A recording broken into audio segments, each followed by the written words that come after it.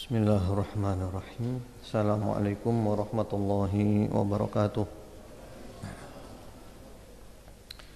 Innal hamdalillah nahmaduhu wa nasta'inuhu wa nastaghfiruh wa na'udzu billahi min shururi anfusina wa min sayyiati a'malina.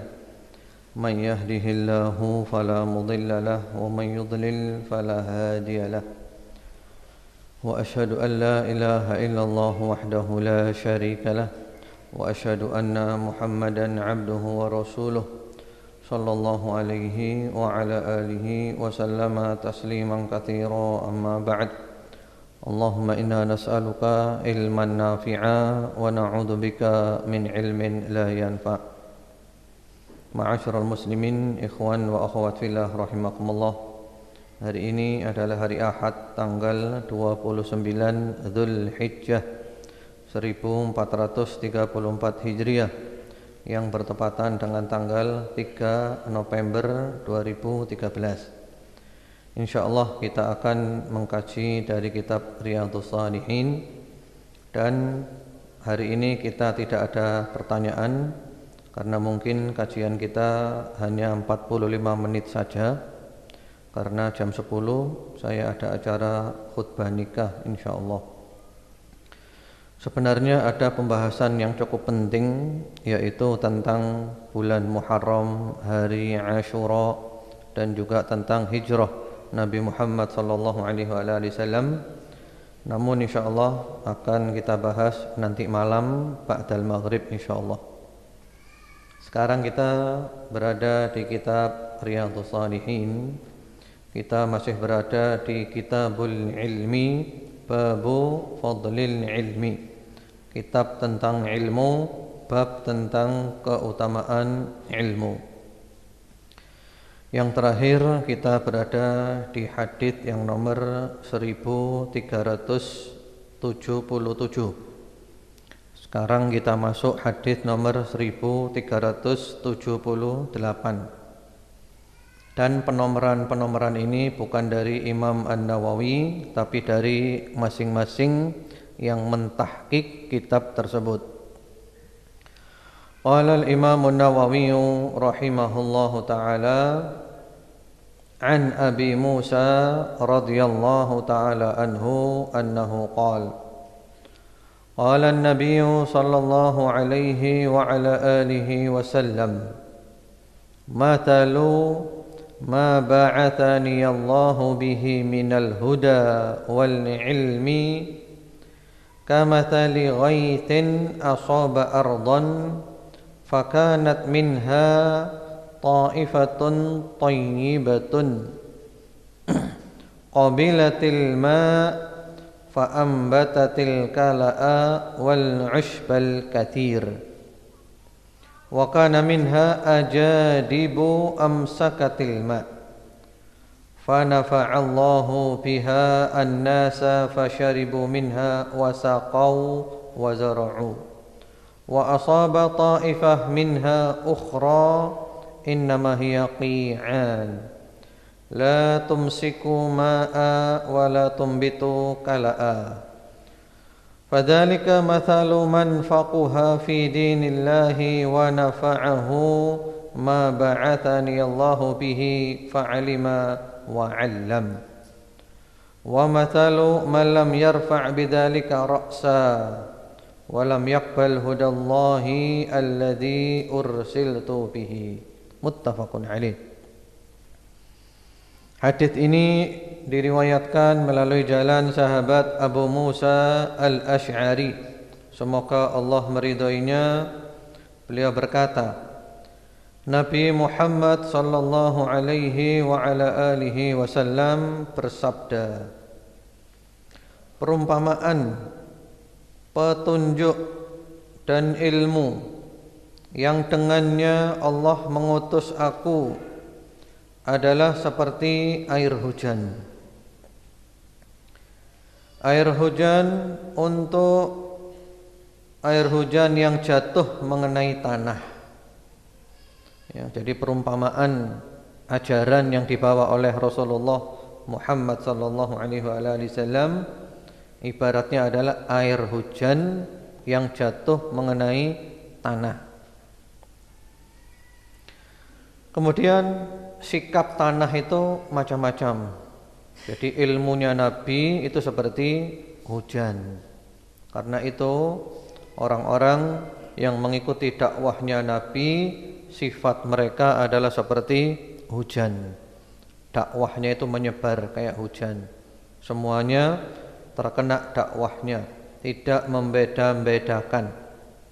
Dakwah menyebar seperti air hujan menyebar. Hanya saja ketika hujan itu jatuh menimpa tanah, maka tanah itu ada beberapa sifat. Demikian pula dakwah ketika sampai kepada manusia, maka manusia juga terbagi menjadi beberapa kelompok. Kelompok yang pertama, di sini disebutkan ada 3 kelompok.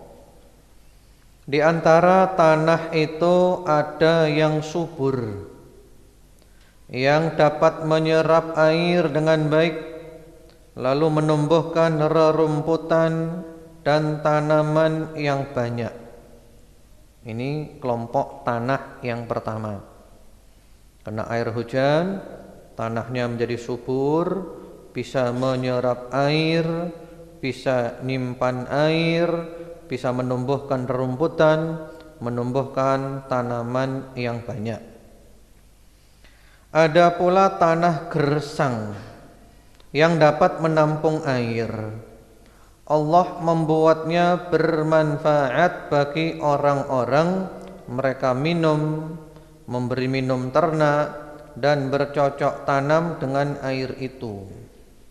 Ini kelompok tanah yang nomor 2. Tanahnya gersang, tapi masih ada manfaatnya, bisa nyimpan air saja, walaupun enggak subur, walaupun tidak bisa menumbuhkan tumbuhan, rumputan, daun-daun, tanaman, tapi dia masih bisa nyimpan air, sehingga air yang disimpan itu bermanfaat untuk diminum manusia, diminum binatang ternak, untuk nyirami ya tumbuh-tumbuhan.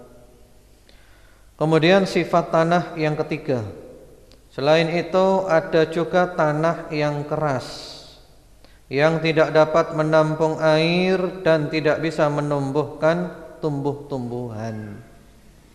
Nah, ini kelompok tanah yang ketiga, tanahnya keras, enggak bisa nyerap air, enggak bisa nampung air, enggak bisa nyimpan air, tidak bisa menumbuhkan tumbuh-tumbuhan.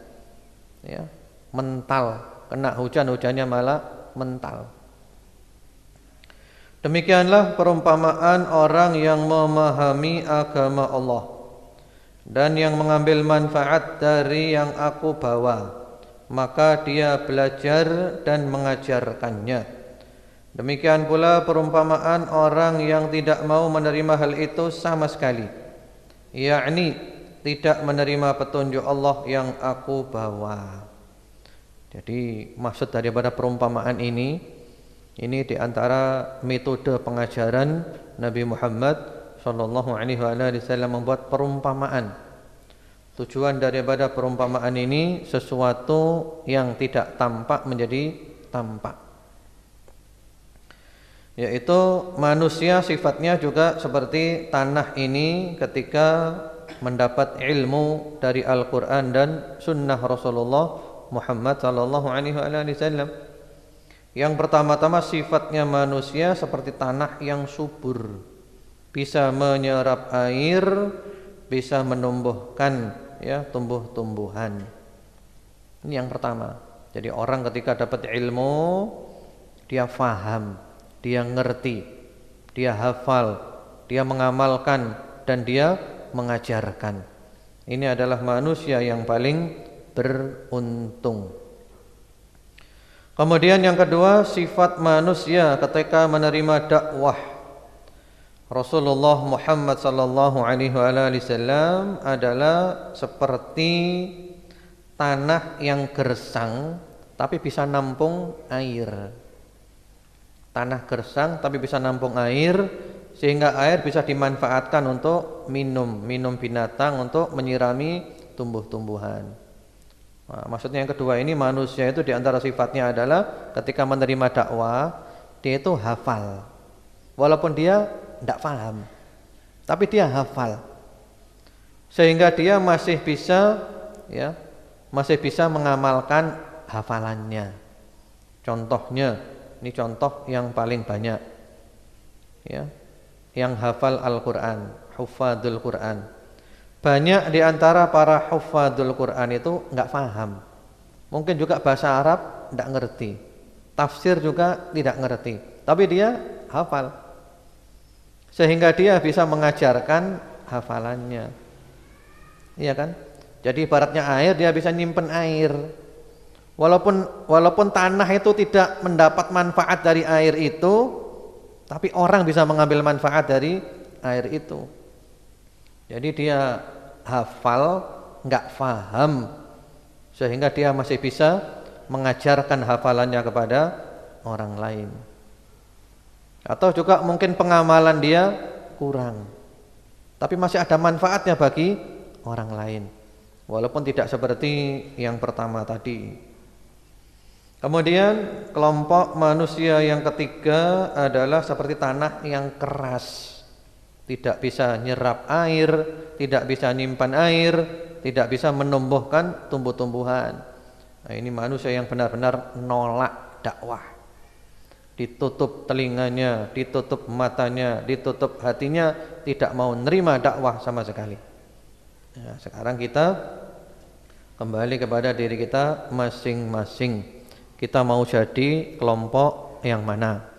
Yang pertama, mendapat ilmu, kemudian dia pun mengamalkan ilmu, mendakwahkan ilmu. Ini paling beruntung.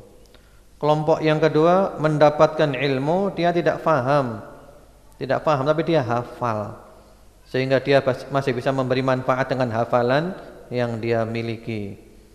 Kelompok yang ketiga adalah yang nolak, tidak mau tahu. Nah, ini bahaya. Bahkan tidak mau tahu ini bisa masuk kategori kufur. Namanya kufur apa? Kufrul i'rad namanya. Kufrul i'rad. Kufur berupa berpaling, tidak mau tahu. Walladzina kafaru amma undiru mu'ridun. Orang-orang kafir ketika diberi peringatan mereka itu i'rad, mereka itu berpaling. Ya. Hadits ini sudah pernah dibahas di hadits yang nomor ke-162, syarahnya panjang lebar oleh Fadilatul Syekh Salim bin Eid Al-Hilali hafizahullah ta'ala di dalam kitabnya Bahjatun Nadhirin Syarah Riyadhis Shalihin. Kemudian sebelum saya lanjutkan, ikhwan wa akhwat fillah rahimakumullah, di awal pembahasan bab ini saya pernah menerangkan bahwa ilmu itu adalah al-ilmu qala Allahu qala rasuluhu qala sahabah. Ilmu itu adalah qala Allah, qala Rasulullah, qala sahabah. Allah berfirman, Rasulullah bersabda, dan para sahabat berkata. Namun bukan berarti kita mengabaikan ulama ya. Bukan berarti kita mengabaikan ulama. Yang dimaksud qala sahabah itu adalah qalal ulama, sahabat Nabi Muhammad SAW, dan kita sangat membutuhkan penjelasannya para ulama. Karena kita tidak mungkin bisa sampai kepada ilmu tanpa melalui perantara ulama. Sehingga diibaratkan orang yang belajar tanpa guru, ibaratnya adalah orang yang ingin naik ke lantai 2 tanpa tangga. Ya, naik ke lantai 2 tanpa tangga, ya tidak bisa. Ilmu ini harus dengan guru.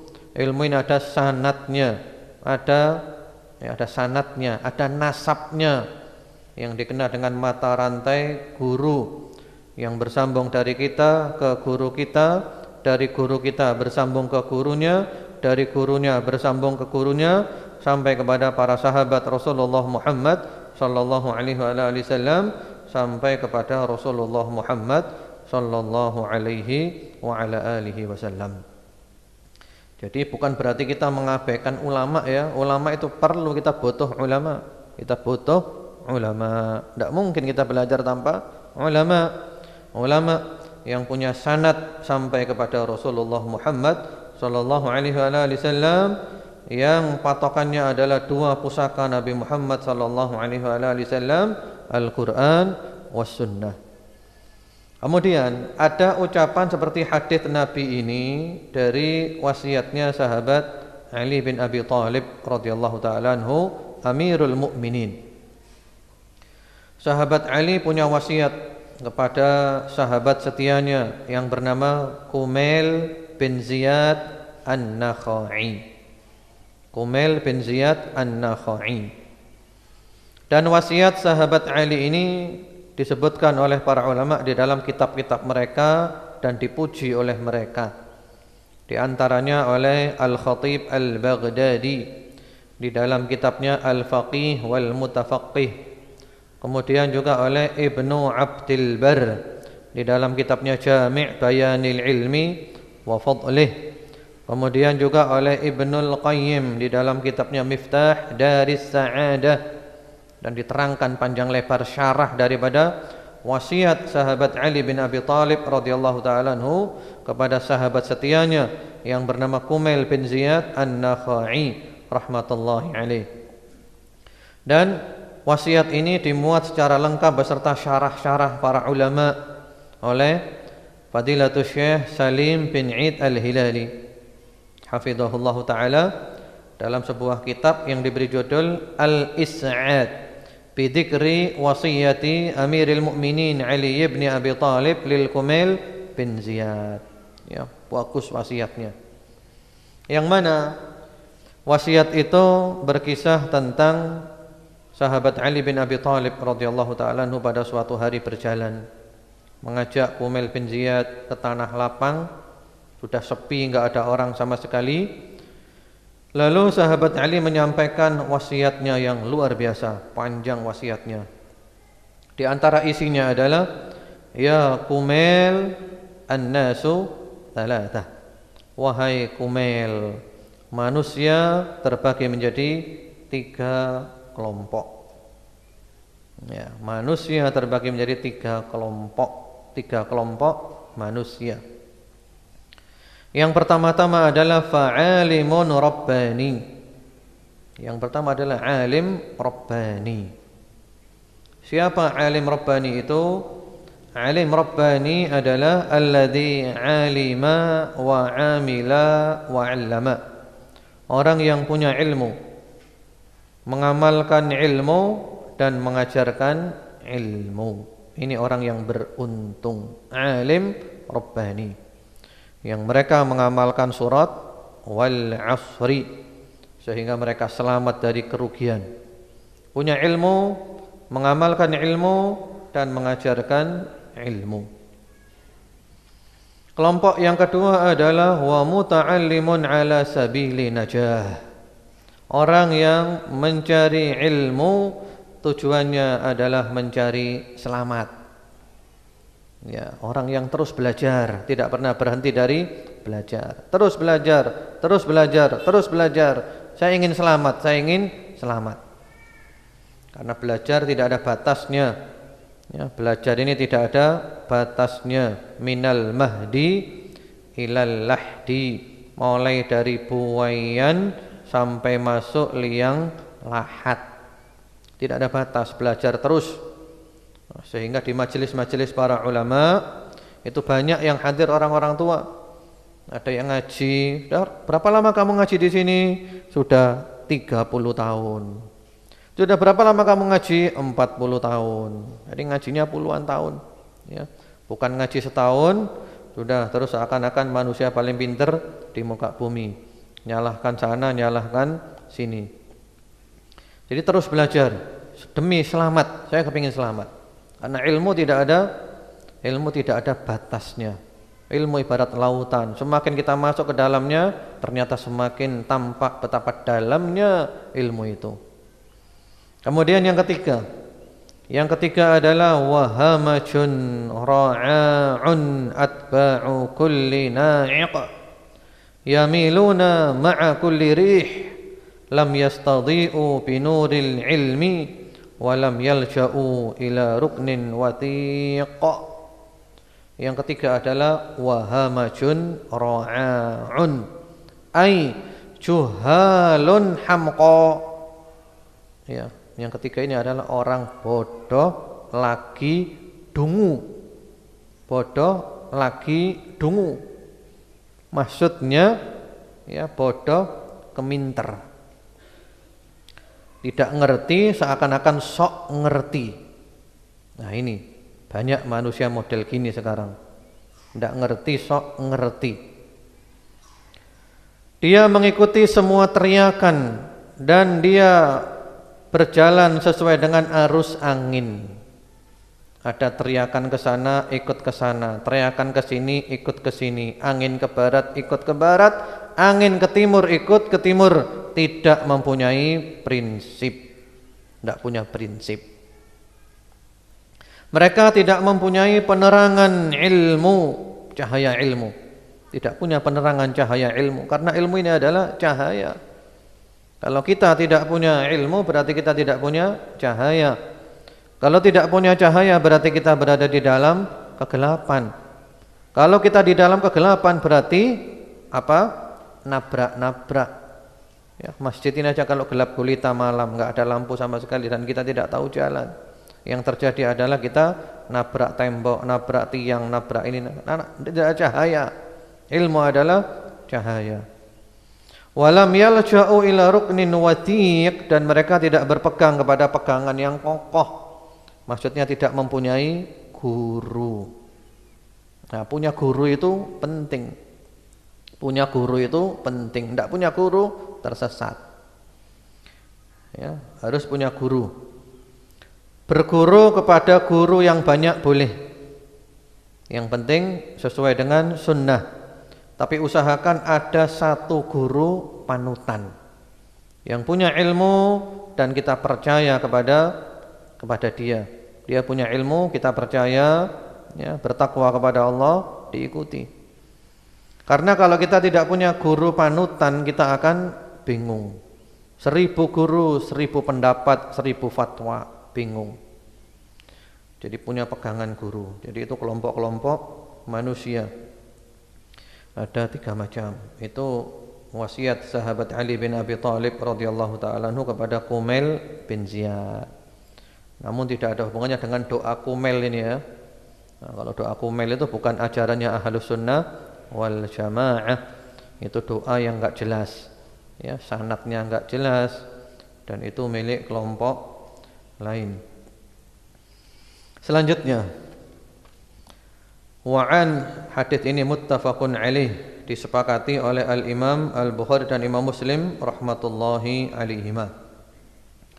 Berikutnya, wa'an Sahl bin Sa'd radhiyallahu taala anhu anna an-nabiyya sallallahu alaihi wa ala alihi wa sallam qala li Ali radhiyallahu taala anhu, fa wallahi la an yahdiyallahu bika rajulan wahidan khairun laka min humrin na'am, muttafaqun alaih. Dari sahabat Sahal bin Sa'ad, semoga Allah meridainya, bahwasanya Nabi Muhammad sallallahu alaihi wasallam pernah bersabda kepada sahabat Ali bin Abi Thalib radhiyallahu taala anhu. Ya, ini ada ceritanya hadits ini. Yaitu pada waktu perang Khaybar. Pada saat perang Khaybar. Waktu itu Khaybar itu kan bentengnya orang-orang Yahudi. Di Madinah banyak orang Yahudi. Ada Bani Quraidah, ada Bani Nadir, ada Bani Qainuqa. Ya, suku-suku Yahudi. Islam ketika datang ke Madinah dan Madinah menjadi negara Islam, non-muslim diberi kesempatan hidup. Sejarah membuktikan kalau Islam berkuasa, non-muslim itu ya sejahtera. Sejarah telah membuktikan diberi kesempatan hidup. Bahkan di antara yang dibuat oleh Rasulullah Muhammad sallallahu alaihi wasallam adalah pertama kali itu piagam Madinah yang mengatur kehidupan muslim dengan muslim, muslim dengan non-muslim. Yahudi diberi hak hidup. ada aturan-aturannya. Hanya saja yang namanya Yahudi, sekali Yahudi tetap Yahudi. Mereka adalah pengacau, pembohong, pembuat onar, tukang fitnah, ya. Kemudian pemberontak dan yang lain-lain sifat-sifat buruk mereka semenjak dahulu kala. Al-Qur'an mengatakan Yahudi suka membunuh para nabi. Bahkan Rasulullah Muhammad SAW sempat diracun oleh mereka. Karena mereka seperti itu, ya harus diperangi. Di antaranya adalah perang ini, perang Khaybar, yang menyerbu benteng-benteng besar Yahudi. Dan alhamdulillah kaum muslimin mendapat kemenangan besar. Sehingga di kemudian hari ada ya syair yang berbunyi, ada puisi yang berbunyi, Khaybar, Khaybar ya Yahud, Jaishu Muhammad saufa ya'ud. Ingatlah perang Khaybar wahai Yahudi, tentara Muhammad akan datang kembali. Ya. Waktu itu kaum muslimin berusaha menembus benteng-benteng kokoh Yahudi, tapi mengalami kesulitan. Kemudian Rasulullah Muhammad sallallahu alaihi wasallam bersabda kepada para sahabat, la u'tiyanna rayata ghadan rajulan yuhibbullaha wa rasulahu wa yuhibbuhullahu wa rasuluhu yaftahullahu ala yadayhi. Besok saya akan memberikan bendera ini kepada satu orang. Besok saya akan mengangkat satu orang dari kalian sebagai pemimpin perang, ya. Yang mana orang itu punya 3 sifat. Sifat yang pertama adalah orang itu mencintai Allah dan Rasulnya. Sifat yang kedua, Allah dan Rasulnya mencintai orang itu. Sifat yang ketiga, Allah memberikan kemenangan melalui tangan orang itu. Wah, siapa dia? Luar biasa ini, siapa dia? Tentu semua sahabat bertanya-tanya. Malam itu para sahabat juga bertanya-tanya, siapa kira-kira ya? Siapa kira-kira ya? Sampai-sampai sahabat Umar ibnul Khattab radhiyallahu taala anhu mengatakan, ma ahbabtul imarah illa yauma idzin. Aku tidak pernah ingin menjadi pemimpin kecuali saat itu aku kepingin. Aku ingin dipilih oleh Nabi Muhammad sallallahu alaihi wasallam. Karena apa? Karena disebutkan sifat-sifatnya yang luar biasa. Pada keesokan harinya para sahabat kumpul di depan Nabi semuanya, ya. Jadi kalau boleh kita ibaratkan seakan-akan mereka berusaha berada di barisan paling depan supaya Nabi kelihatan, supaya Nabi milih, ya. Berusaha kumpul di depan Nabi semuanya. Masing-masing dari mereka ingin dialah yang terpilih. Tapi apa yang terjadi? Yang dicari oleh Nabi malah yang tidak ada. Aina Ali bin Abi Thalib? Mana Ali bin Abi Thalib? Kok saya tidak kelihatan? Mereka mengatakan huwa yashtaki aini, dia sakit matanya ya Rasulullah, enggak hadir. Dia berada di kemah sana enggak hadir. Ya, panggil dia. Dipanggil sahabat Ali bin Abi Thalib, ya. Kemudian oleh Nabi diludahi matanya. Mata mulia sahabat Ali diludahi oleh ludah mulia Rasulullah Muhammad sallallahu alaihi wasallam. Dan didoakan langsung sembuh, seakan-akan tidak pernah sakit. Subhanallah. Ini diantara mukjizat Nabi Muhammad sallallahu alaihi wasallam. Ya, diludahi oleh Nabi, kemudian juga didoakan. Ini mukjizat. Setelah itu ternyata bendera diberikan kepada sahabat Ali bin Abi Thalib radhiyallahu taala anhu. Diberikan bendera, beliau diangkat sebagai pemimpin perang, komandan. Inilah yang namanya takdir. Inilah yang namanya takdir. Yang berusaha ingin mendapatkannya, kalau belum takdirnya dia, ya enggak dapat. Yang sedang sakit berada di kemahnya enggak hadir, kalau memang takdirnya milik dia, ya dia dapat. Inilah yang namanya takdir. Kalau sudah rezeki enggak kemana, kan gitu kan ya. Kalau sudah jodoh enggak kemana. Jadi itulah namanya takdir. Dan kita harus yakin seyakin-yakinnya yang telah dituliskan oleh Allah untuk kita tidak akan meleset dari kita. Sudah diatur oleh Rabb. Siapa Rabb itu? Rabb adalah Al-Khaliq, Al-Malik, Al-Mudabbir. Rabb adalah yang menciptakan segala-galanya, yang memiliki segala-galanya, dan yang mengatur segala-galanya. Sudah ada yang ngatur. Rezeki kita sudah dijamin oleh Allah. Surga belum dijamin. Jadi kita sekarang sibuk mencari surga. Rezeki berusaha, tapi bukan dipikiri. Dipikir sampai botak. Kalau belum milik kita yang enggak dapat. Jadi rezeki bukan dipikiri. Rezeki itu direncanakan, diusahakan. Dapat, alhamdulillah. Enggak dapat, ya sabar. Dapat, syukur. Enggak dapat, ya sabar. Itu rezeki. Jadi ditulis oleh Allah. Kita enggak mungkin mati sebelum rezeki yang telah dituliskan oleh Allah sampai kepada kita semuanya. Kita harus yakin, hakul yakin seperti itu. Tidak mungkin seseorang itu meninggal dunia sehingga semua rezeki yang telah dituliskan oleh Allah untuk dia telah sampai kepada dia semuanya. Ya, telah sampai semuanya. Sehingga ada orang ketika mau mati dia makan soto dahulu. Mau mati makan soto. Setelah makan soto mati. Kenapa? Karena soto itu adalah rezeki dia yang telah dituliskan oleh Allah di Lauhil Mahfuz. Sebelum Allah menciptakan langit dan bumi, dia tidak mungkin mati sebelum makan soto. Itu rezekinya dia. Disebutkan di dalam hadis dengan sanad yang sahih, Rasulullah Muhammad sallallahu alaihi wasallam bersabda, "Inna ruhal qudus nafatha fi ru'i anna nafsan lan tamut hatta tastakmila rizqaha." Telah sesungguhnya Ruhul Qudus, itu malaikat Jibril, mewahyukan ke dalam diriku, ya, bahwasanya seseorang tidak akan mungkin mati sehingga rezekinya dia telah sempurna dulu sampai kepada dia. Ya. Ala fattaqullaha wa ajmilu fit talab.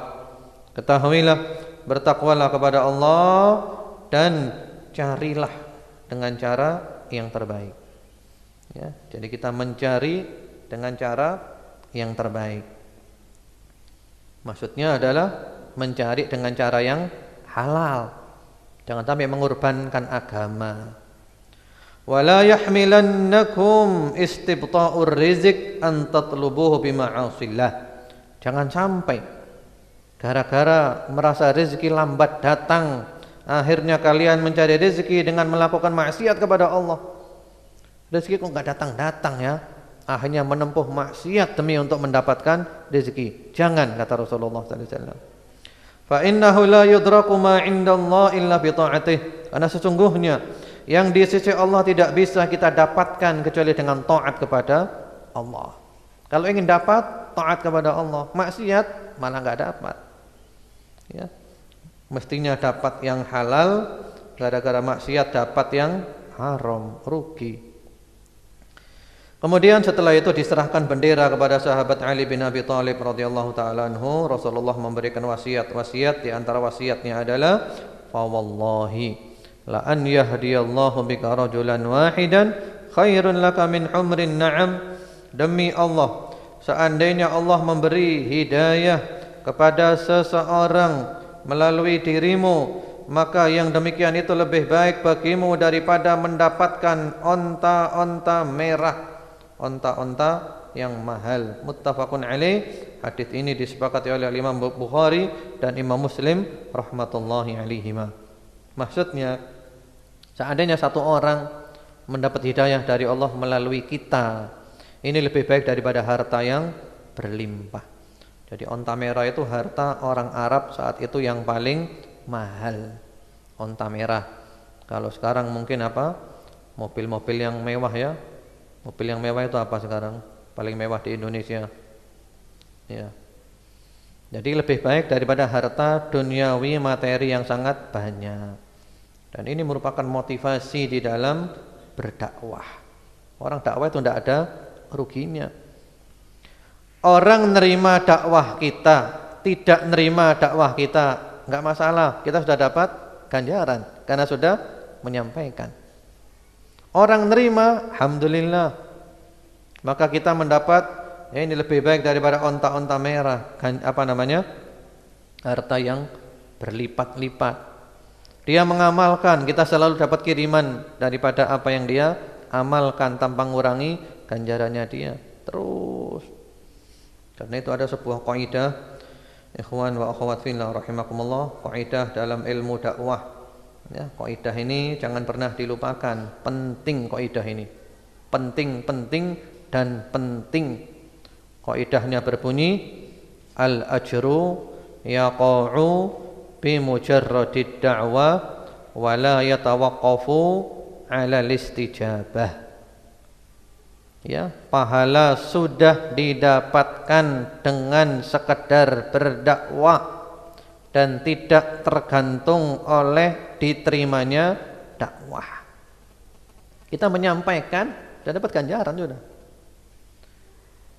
Jadi enggak tergantung diterima atau enggak diterima. Enggak diterima berarti enggak dapat ganjaran. Diterima dapat ganjaran. Enggak. Nyampaikan dan dapat ganjaran sudah. Karena semua nabi, semua rasul tugasnya adalah menyampaikan. Wa ma 'alar rasuli illal balagh. Fadzakir innama anta mudzakir. Lasta 'alaihim bimusaitir. Terus banyak ayat kayak gini, sampaikan aja. Tugasmu adalah menyampaikan. Kamu tidak bisa maksa mereka, sampaikan. Mau, alhamdulillah. Enggak mau, ya sudah. Saya sudah menyampaikan. Sampaikan dengan cara terbaik, sarana terbaik, semuanya serba baik, maksimal. Ya, orang nerima, alhamdulillah. Enggak nerima, ya sudah. Hidayah di tangannya Allah. Karena kalau saat ini, detik ini juga Allah menjadikan manusia saat dunia bertakwa semua kepada Allah, bisa apa enggak? Bisa. Tapi memang inilah kehidupan ujian. Ada orang baik, ada orang tidak baik. Ada orang mau nerima dakwah, ada orang nolak dakwah. Tugas kita adalah menyampaikan dengan cara yang terbaik. Ya, sampaikan saja. Jadi kita enggak usah terlalu memikirkan orang-orang yang tidak mau nerima. Cukuplah para nabi, para rasul kita jadikan sebagai suri tauladan. Betapa banyak mereka didustakan, dihina, dicaci, difitnah, diputar balikkan, dipelintir macam-macam, tapi dakwah jalan terus. Ketika kita sudah menyampaikan dengan cara terbaik, semuanya serba baik, ya, berarti kita sudah sukses. Walaupun tidak punya seorang pengikut pun. Allah tidak meminta kepada kita hasil. Yang diminta oleh Allah dari kita adalah usaha. Nah, itu penting. Sehingga kami dulu pernah mengadakan pembahasan. Kapan seorang dai dikatakan sukses dalam dakwahnya? Kapan seorang dai dikatakan sukses di dalam dakwahnya? Kapan? Ya, ada yang bilang gini gitu macam-macam. Kesimpulannya, seorang dai dikatakan sukses dalam dakwahnya ketika dia sudah menyampaikan dengan cara yang terbaik. Sarana terbaik, saat terbaik, semuanya sudah terbaik dia sampaikan dengan seikhlas-ikhlasnya, mengikuti sunnah Rasulullah sallallahu alaihi wasallam, dan dia sampaikan. Sudah, selesai. Sukses dia. Orang yang disampaikan itu mau nerima enggak mau nerima bukan urusan, enggak jadi masalah itu. Jadi ukurannya seorang dai sukses bukan karena pengikutnya banyak. Bukan karena punya harta berlimpah, mobil mengkilat, rumah mewah, pondok yang gede gini, bukan itu. Itu bukan ukuran semua. Ukurannya adalah dia menyampaikan dengan sebaik-baiknya. Orang nerima, enggak nerima, dia punya apa-apa, enggak punya apa-apa, enggak jadi masalah. Sudah sukses. Yang diminta oleh Allah adalah usaha maksimal kita. Allah enggak minta hasil. Kalau Allah minta hasil, ya enggak butuh kita Allah. Sekarang ini saja, walau sya'allahu laja'alakum ummatan wahidah. Kalau Allah berkehendak menjadikan kita satu umat, berakidah satu, bisa. Innama amruhu idza arada syai'an ay yaqula lahu kun fayakun. Allah tinggal kun fayakun jadi. Jadi Allah tidak minta kepada kita hasil, yang diminta adalah usaha terbaik kita, usaha maksimal kita. Nah, dengan demikian kalau kita memahami kaidah ini, kita enggak pernah putus asa. Dakwah kok enggak diterima, enggak putus asa. Yang penting adalah saya sudah melaksanakan kewajiban saya. Nabi Nuh alaihi salam dakwah berapa tahun? Alfasanatin illa khamsina ama, 1000 kurang 50. Ya, 950 tahun. Berapa umatnya? Sedikit.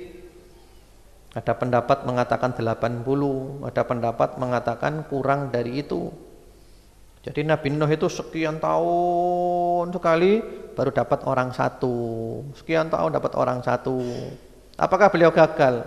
Enggak ada. Berhasil. Bahkan nanti hari kiamat ada nabi yang datang umatnya cuman 9. Ada nabi yang datang umatnya cuman 2. Ada nabi datang umatnya cuman 1. Ada nabi yang datang enggak punya umat. Jadi nabi ini keliling kemana-mana enggak dapat orang. Apakah nabi itu gagal? Enggak gagal, berhasil. Karena itu ukuran kebenaran bukan mayoritas. Oh kalau banyak berarti benar, kalau sedikit berarti salah. Nah, bukan itu ukurannya. Ukurannya adalah sumbernya Al-Quran was sunnah ala fahmi salafil ummah, itu benar. Kalau ukurannya banyak-banyakan, pengikut Nabi dengan pengikut iblis, banyakan mana? Banyak pengikut iblis. Ya, itu dulu aja. Mohon maaf ya, hari ini kita tidak ada pertanyaan. Saya ada acara khutbah nikah. Dan insyaallah nanti ba'dal maghrib kita ada pembahasan tentang bulan Muharram, hari Asyura, dan tentang hijrah Nabi Muhammad sallallahu alaihi wasallam. Semoga kajian kita ini bermanfaat. Allah menjadikan kita istiqamah dan umur kita ditutup dengan husnul khatimah. Allahumma amin. Subhanakallahumma bihamdika asyhadu an la ilaha illa anta astaghfiruka wa atubu ilaik. Assalamualaikum warahmatullahi wabarakatuh.